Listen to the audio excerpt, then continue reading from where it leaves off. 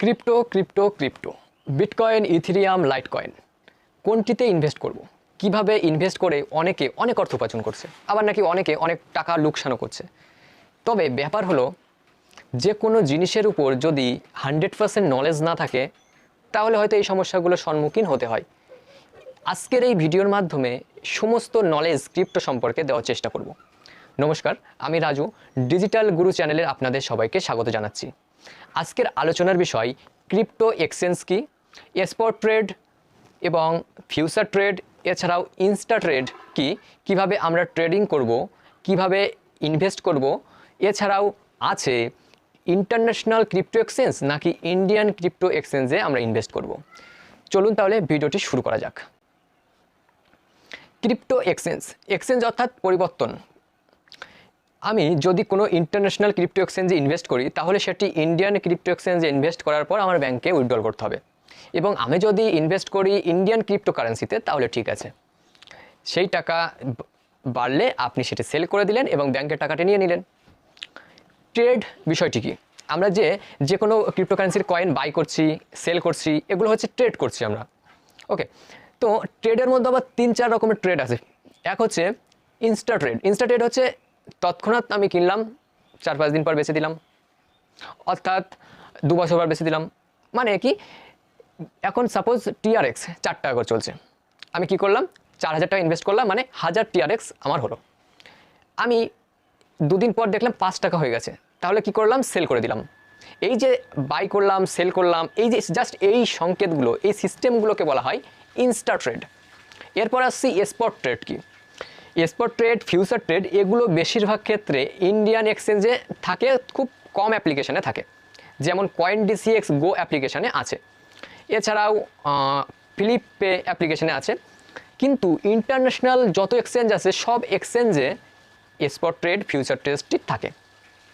Spot trade হচ্ছে BTC সাথে USDT fear, অর্থাৎ আমি কি করলাম, ইউএসডিটি সেল করলাম, তাহলে সেটা বিটিসিতে গেল, বিটিসি থেকে আবার বাই করলাম, আমি চাইলে ইউএসডিটি কিনতে পারলাম, সেই টাকাটা রেখে দিতে পারলাম, তৎক্ষণাৎ আমি যে কোনো বাই সেল করতে পারলাম। তো এই রকম সমস্ত কিছুর ফিয়ার থাকে, যেমন মনে করুন TRX/USDT, তো এই রকম পেয়ার থাকে, এখানে আমরা ট্রেড করতে পারি, ইনভেস্ট করি শর্ট টার্মের জন্য, অথবা ছোট্ট একটা ট্রেড নিই, অথবা আমি এক্সচেঞ্জ করার জন্যও করতে পারি। মনে করুন আমার কাছে ইউএসডিটিতে কত আছে, 20,000 ইউএসডিটি আছে, আমি চাইলে কি করলাম, আমি ট্রন কিনলাম, ট্রন বাই করলাম, দেখলাম ট্রনের দাম তো ভালোই, তারপর আমি সঙ্গে সঙ্গে ইউএসডিটিতে চলে আসলাম। ঠিক আছে, তো এইরকমভাবে স্পট ট্রেড করা হয়। এর জন্য মার্কেটে একটা ফিস থাকে, 0.2 অথবা 0.1 অথবা 0.5% একটা ট্রানজাকশন ফিস কাটে, এটা সমস্ত কিছুতে, সেটা স্পট ট্রেড হোক, সেটা ইনস্টা ট্রেড হোক, সেটা ফিউচার ট্রেড হোক, এটা অ্যাপ্লিকেশনের উপর ডিপেন্ড করে।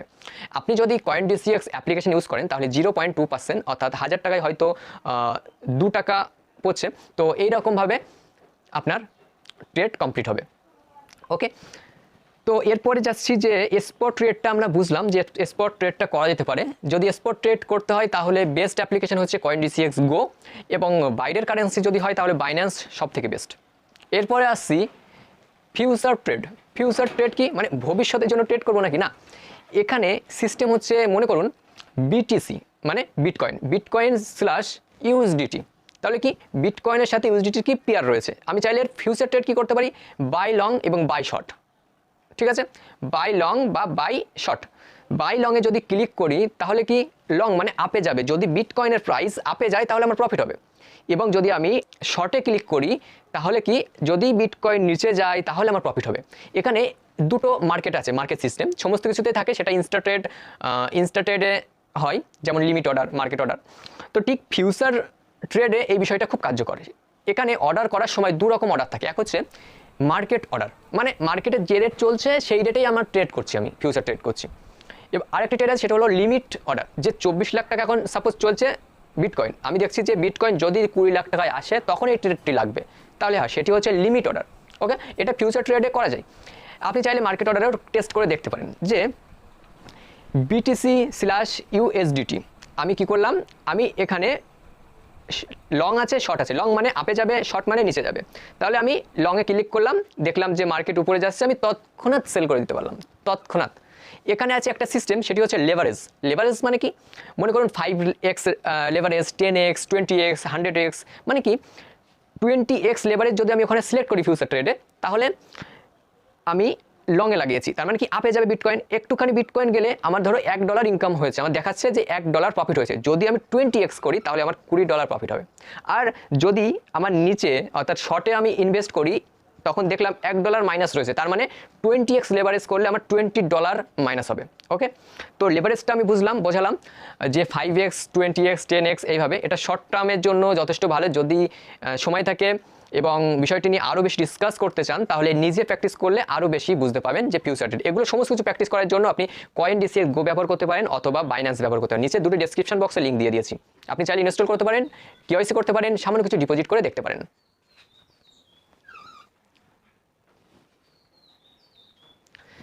এরপর আসছি, ইন্টারন্যাশনাল ক্রিপ্টো এক্সচেঞ্জ নাকি ইন্ডিয়ান ক্রিপ্টো এক্সচেঞ্জে ইনভেস্ট করা সব থেকে ভালো।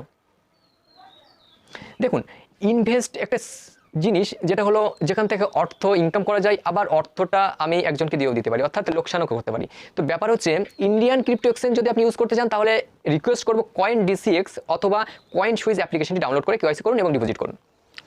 এখানে যদি আপনার ইনভেস্ট লো থাকে, তাহলে আপনি কি করবেন, আপনি লং টার্মের জন্য ইনভেস্ট করতে পারেন। যে আমার কাছে 500 টাকা আছে, আমি 500 টাকায় তো ইনভেস্ট করে অনেক বড় লোক হতে পারবো না। 500 টাকা সাপোজ আমি 20 বছরের জন্য, 2 বছরের জন্য, 5 বছরের জন্য একটা জায়গায় ইনভেস্ট করে রাখছি, সেটা হচ্ছে ক্রিপ্টোর যে কোনো কয়েন। এই না আপনাকে বিটকয়েন ইনভেস্ট করতে হবে, আপনাকে লাইট কয়েন ইনভেস্ট করতে হবে, আপনার যেটা ভালো মনে হয় প্রেডিকশন করুন, ইনভেস্ট করুন। ওকে, এবং শর্ট টার্মে যদি থাকতে, শর্ট টার্ম অর্থাৎ অল্প সময়ের জন্য করতে চান, তাহলে আপনাকে হিউজ অ্যামাউন্ট ইনভেস্ট করতে হবে। মনে করুন আপনার অ্যামাউন্ট আছে কত, 10,000 টাকা, একটা ভালো অ্যামাউন্ট। এটা চাইলে আপনি কি করতে পারেন, শর্ট টার্মের জন্য ইনভেস্ট করতে পারেন। যে TRX অথবা বিটকয়েন আমি কি কিনলাম, 10,000 টাকার বিটকয়েন কিনলাম, আমি পোর্টফোলিও যেটা আছে, যেটাই আমি দেখতে পারি আমাদের কত লস আছে, কত লাভ আছে, তো সেটাই আমি দেখলাম যে 2,000 টাকা লাভ হয়েছে, তো আমি তৎক্ষণাৎ আমি তুলে নিলাম। এগুলোকে বলা হয় শর্ট টার্ম ইনভেস্টমেন্ট। তো এগুলো ট্রাই করতে পারেন। যদি আপনার বাজেট কম থাকে তাহলে লং টার্মের দিকে যান, যদি আপনার বাজেট বেশি থাকে তাহলে আপনি শর্ট টার্ম করতে পারেন। এরপরে যে সিস্টেম সেটি হচ্ছে যে, কেন তাহলে আমরা ফরেনার এক্সচেঞ্জে যাব বা বাইরের এক্সচেঞ্জে যাব। দেখুন, এই যে 4,000 কয়েন আছে, নতুন নতুন করে পার ডে লিস্টিং হচ্ছে, যে আমি চাইলে আমি একটা কয়েন লিস্টিং করতে পারি।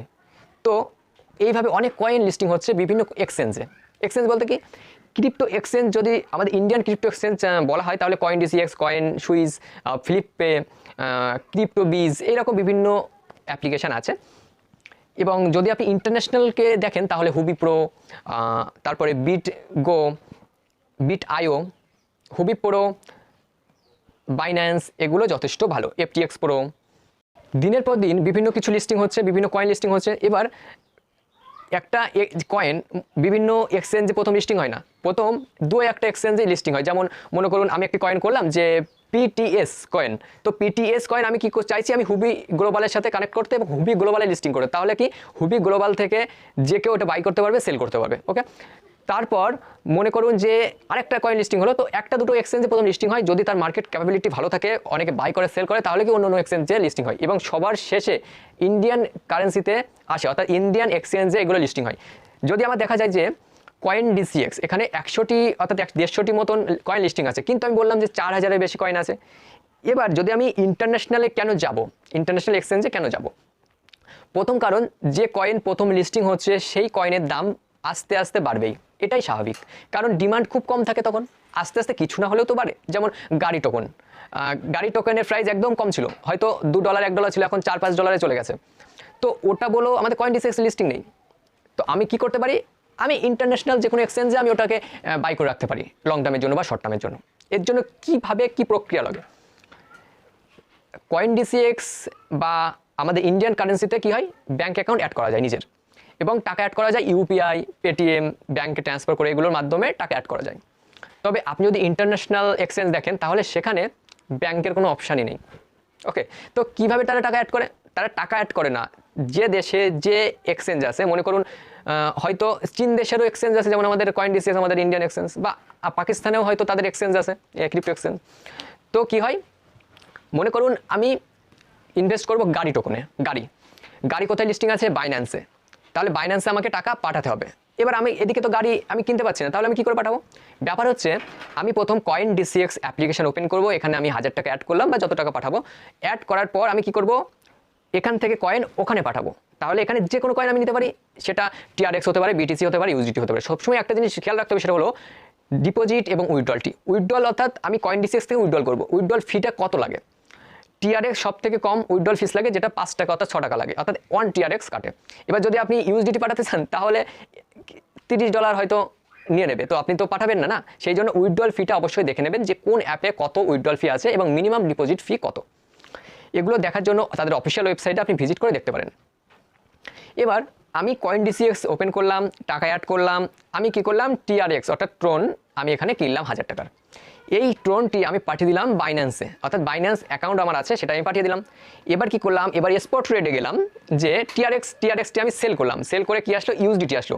এবার ওখানে পেয়ার আমি সার্চ করবো স্পট ট্রেডে যে গাড়ি স্ল্যাশ ইউএসডিটি, তাহলে গাড়ি স্ল্যাশ ইউএসডি চলে আসলো, তখন আমি গাড়িতে ক্লিক করলাম এবং তখন আমি বাই করলাম। তাহলে কি আমার ইনভেস্ট কমপ্লিট হলো, আমি ইনভেস্ট করে রেখে দিলাম, পরে চাইলে আমি সেখান থেকে আবার টিআরএক্সে কনভার্ট করে সেই টিআরএক্স আমি আমার কয়েন ডিসিএক্সে নিয়ে নিলাম। ঠিক আছে, তো এই রকমভাবে কাজ হয় ক্রিপ্টোকারেন্সিতে।